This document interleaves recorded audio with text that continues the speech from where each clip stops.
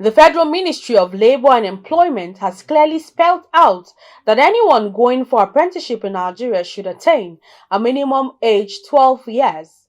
The ministry warns that anyone engaging an apprentice who is below this age is indulging in child labour and punishable under the United Nations and International Labour Organization ILO Convention and Standards.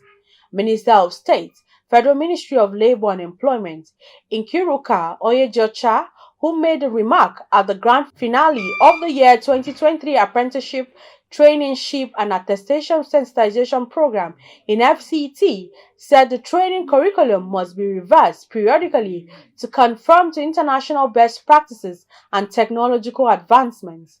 Clearview News Imofon Okon was there and now tells us more. The Minister of Labour and Employment, during the roadshow at Kukpo Furniture and Mechanic Market, said during the training period, an apprentice is entitled to a stipend and sick leave, and before commencing his or her training, an agreement must be signed specifying the duration of training and settlement after the training. According to the Director, Skills Development and Certification Department, Mohammed Suraj, who spoke on behalf of the minister, the agreement is to be supervised by the Federal Ministry of Labour and Employment. Apprenticeship shall undergo oral, written, and practical tests at the end of training, after which the trade test certificate of competence shall be issued to subsequently at a subsidized fee. Regulation, enforcement, and control.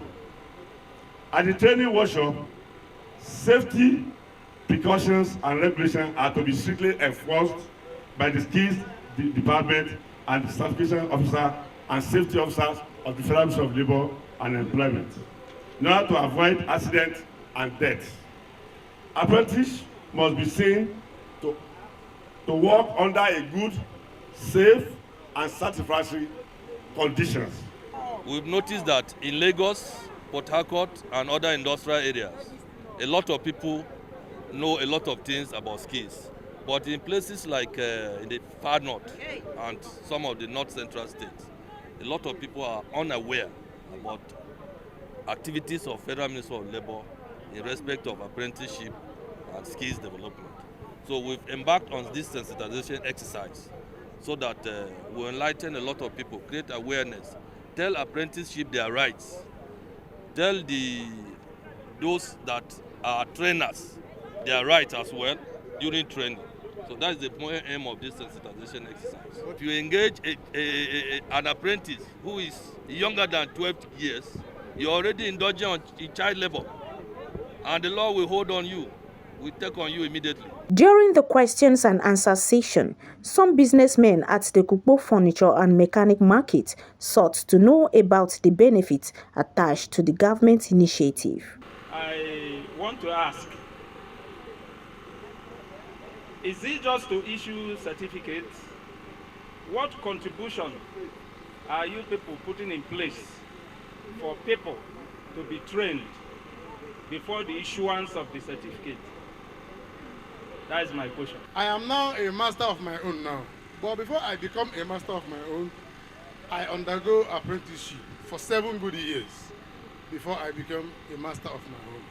So my question is this: will I come and collect my certificate for the one I've done, or will I come and do the apprenticeship for the second time? What plan have you for the people that, when they, after service now, after the certificate, people that will be produced through this, what plan do you have for them?